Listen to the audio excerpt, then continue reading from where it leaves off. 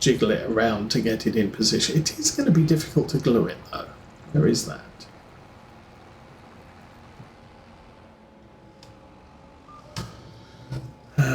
But we took delivery of a honeycomb for the laser, which basically dissipates the heat and allows airflow underneath.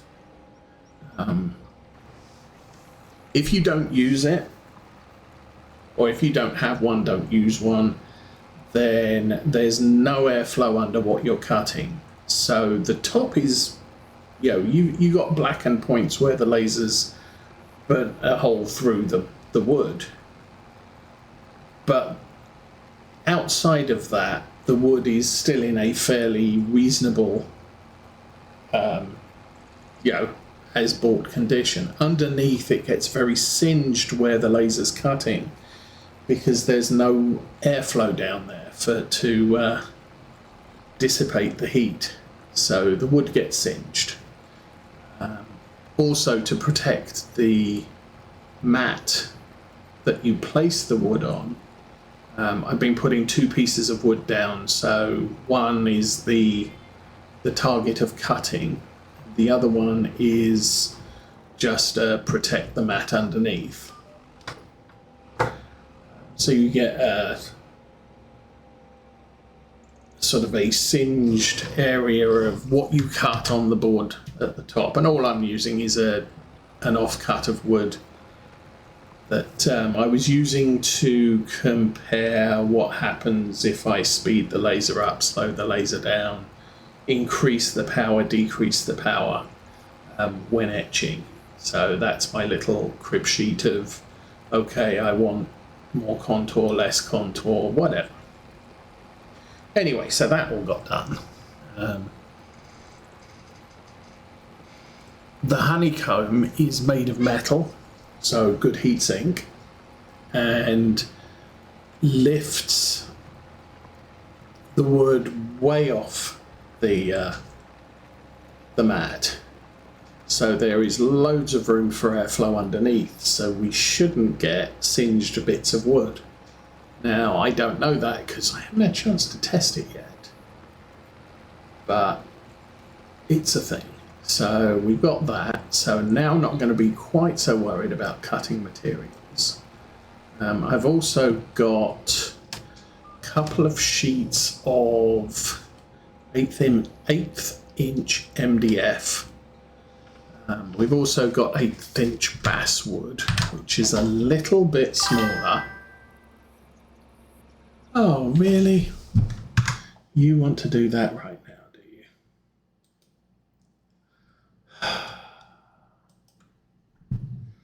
Spam.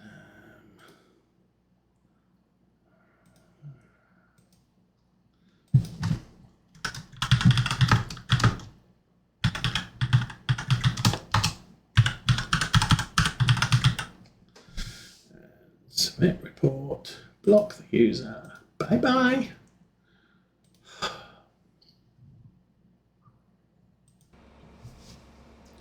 So, did I lower that?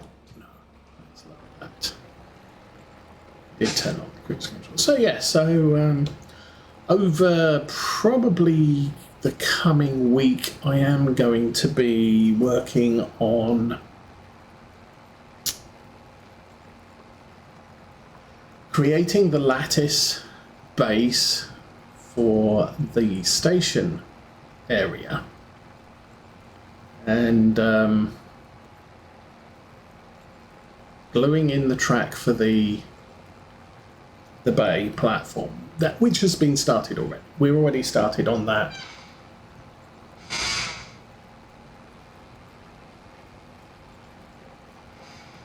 So that's a good thing.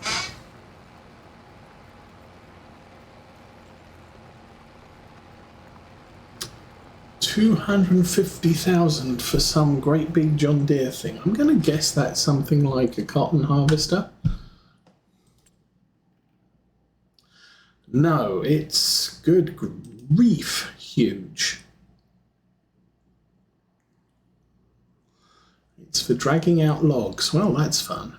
That would be a nice replacement for the windrower we already have, but not a thing I'm going to do right now.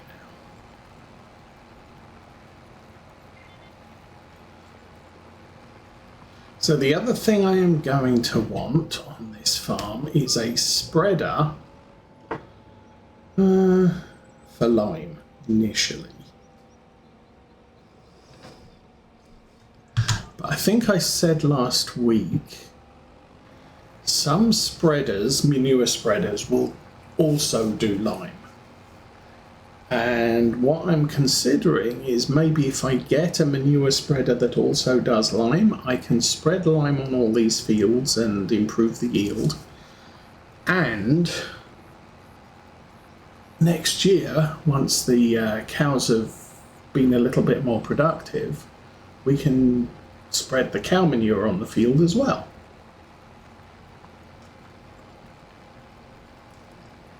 And generally reduce our other manure costs, so always a good thing.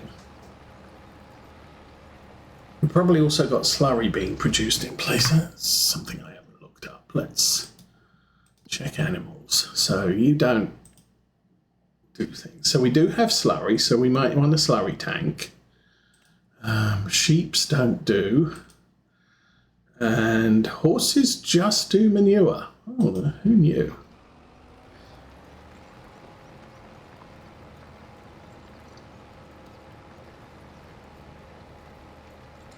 But I don't know if it's worth worrying about horses' manure at this time. What would be important is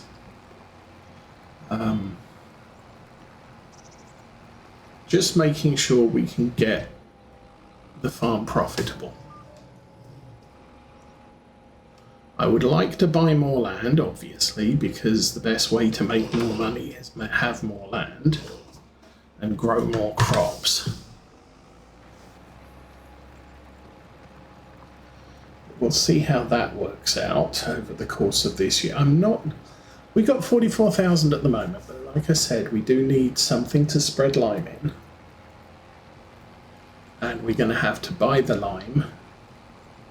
And we're going to have to buy some seeds. I'm not going to be planting in the fall. I am going to want to plant corn.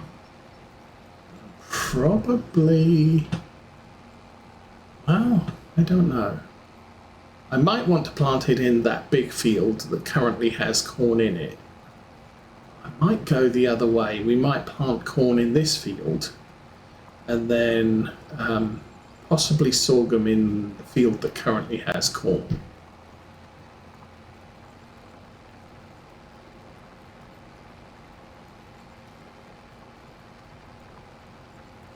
I think the achievements for sorghum is you have to sell it.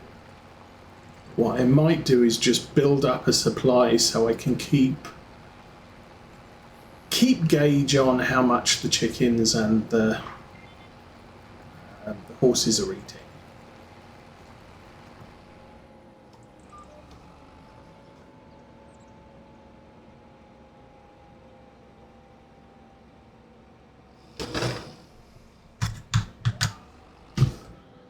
So if we keep an eye on that, then so long as we've got enough, we can then sell the excess. And what I can do is I can, sell the excess when the next harvest comes up. Do it that way. But eventually I'm going to get to the point, I think, where I don't necessarily want to produce a ton more because I'm just feeding the animals, and we can go to the more traditional wheat, corn, soybean crops. Don't have to plant corn this year.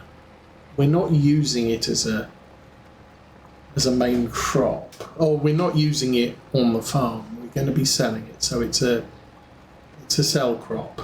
I could plant beans in this field. Or I could plant beans where the corn is now. That might be a thing. So if I go sorghum in this field, beans in the corn field, we can just flip-flop between beans and corn every year.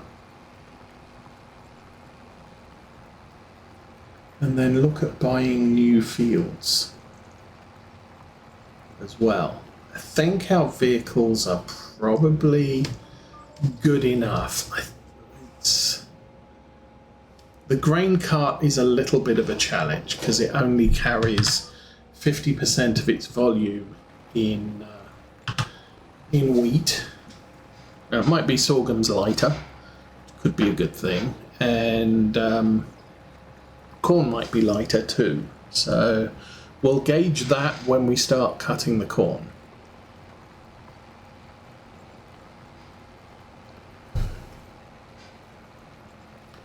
But for right now,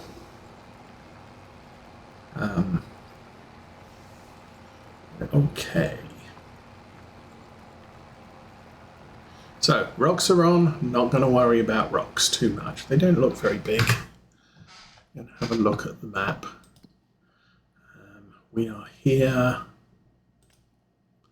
Stones. Oh, I cannot tell. Those are orange stones. So mediums, they won't work on a roller. Or a roll. Sorry, they won't work on a roller. A roller will not work on them. So not. And you know, this plow, it's gonna do the same thing every time we use it. So after every this field will be fine now. We don't have to plow it again because at the moment I don't intend to put anything in it that needs to be plowed. But corn, definitely we're going to have to plow that every year. But we plant it.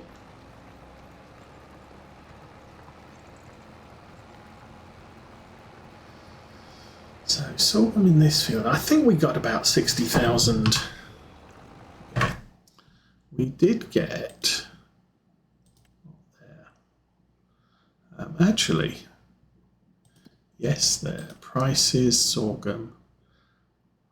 60,000. Oh, well, wheat. We got 60,000 wheat last year or this year.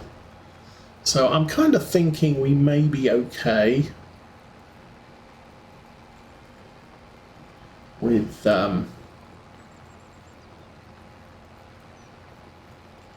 60,000 sorghum should be fine for the animals.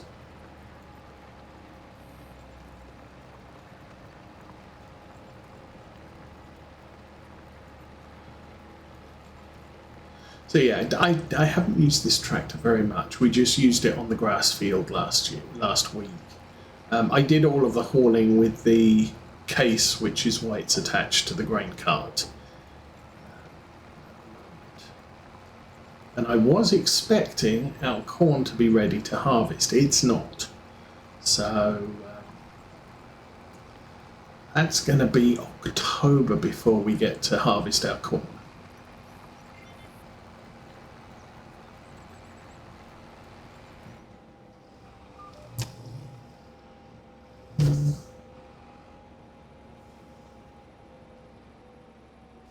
Oh, I missed that. Did I miss that? No, that's exactly right. Let's do that, do that.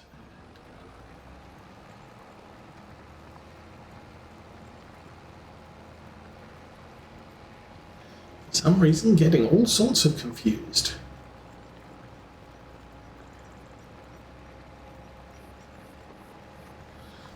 Back on cruise control. Let's go and have a look at what our guy is doing up here.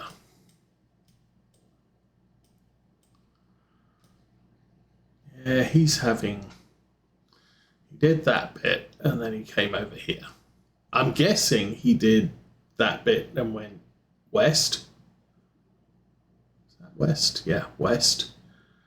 And then figured, oh, now I've got to do all of this bit. Once he's done this bit, he'll probably come back to here and do all of this bit. And as he gets to here, he'll fill that in. That should work out okay. Me, I'm taking the sensible path for now. There was a new mod that allows you to give your helpers names. So rather than having helper A, helper B, helper C, you have helper Monique, helper Jim. Everybody wants a Jim.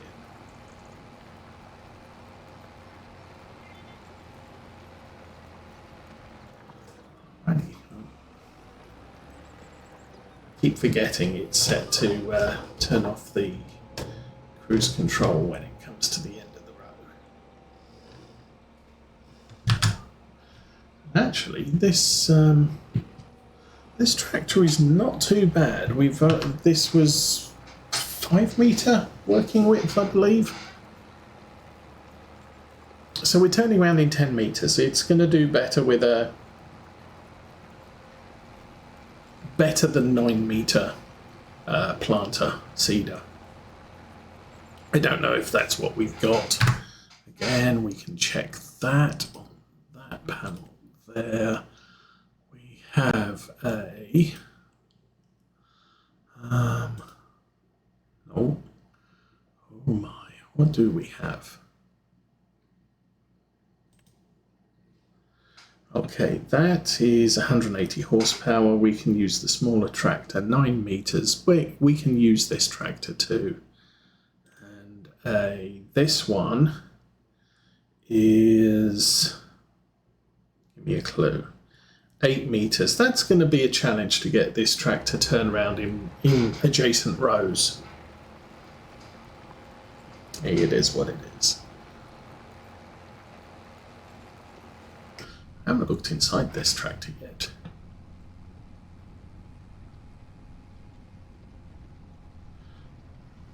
There it is. So we got a nice seat. Wonder if it's got a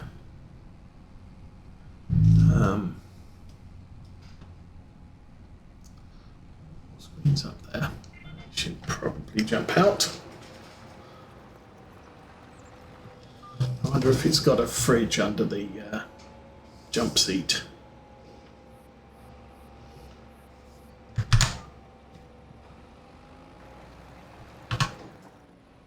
Yep.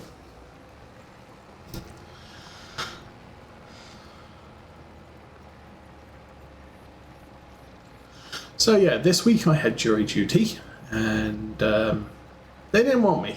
They didn't call any new juries this week. So, yeah, I just check in every night. No, you don't need to come, check back tomorrow. So, did that 5 times, and it's sort of, and now your jury duty has completed. So, yay.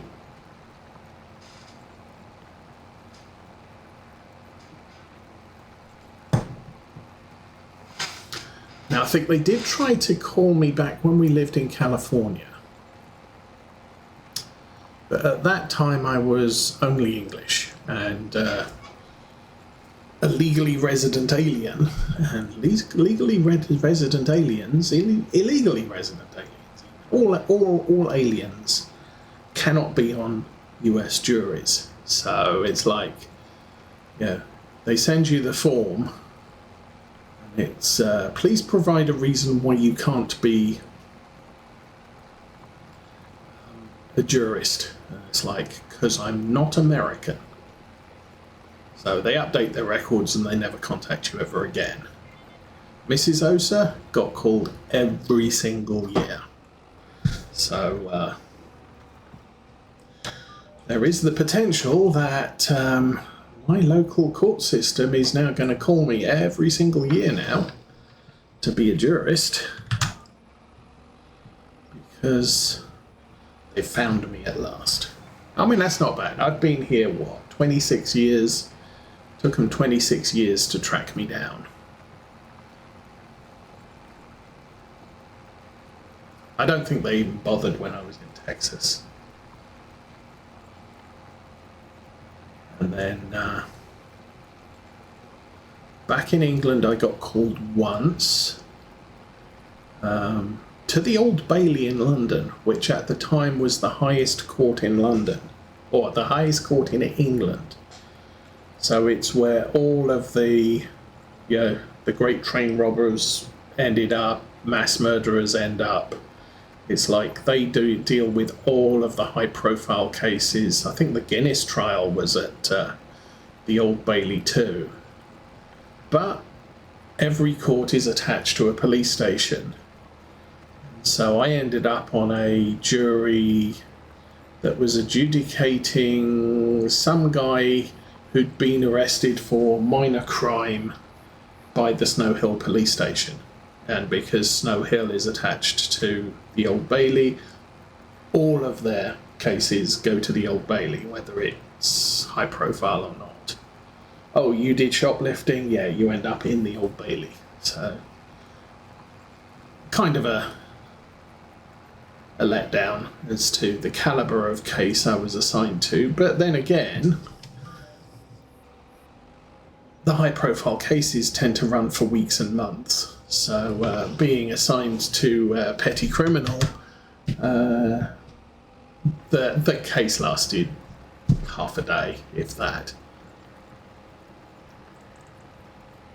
Probably a couple of hours when you count the number of times we were asked to leave the room while the judge and the attorneys discussed a point of law, and then they would call the jurors in. So we didn't hear the discussion because that could have tainted our perception of the case. And then the second time I got called, I can't even remember which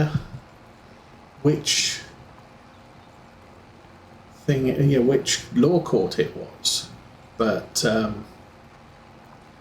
I got the summons 1 month before they wanted me to appear.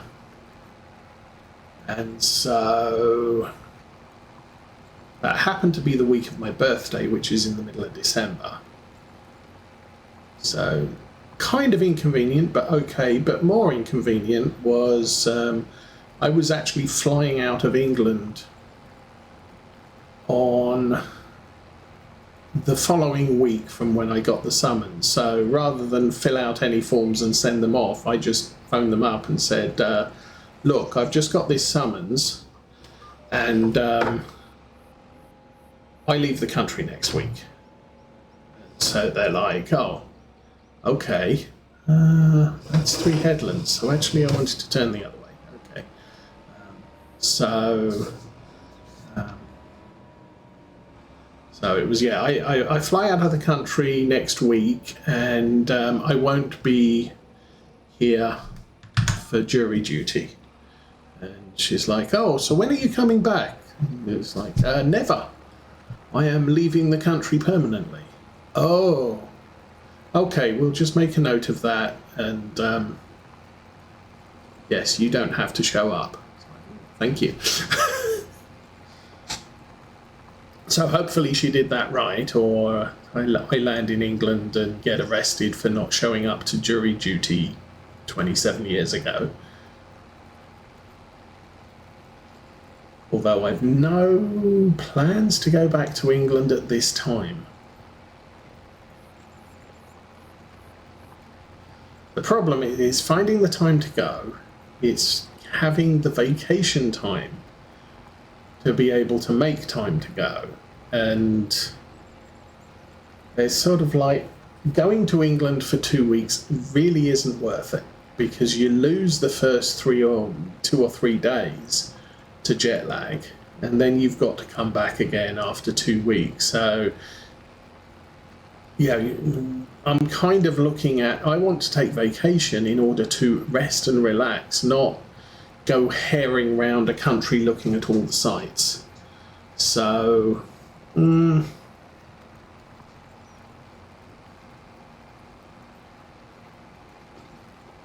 the ideal thing would be to take a longer time to vacation.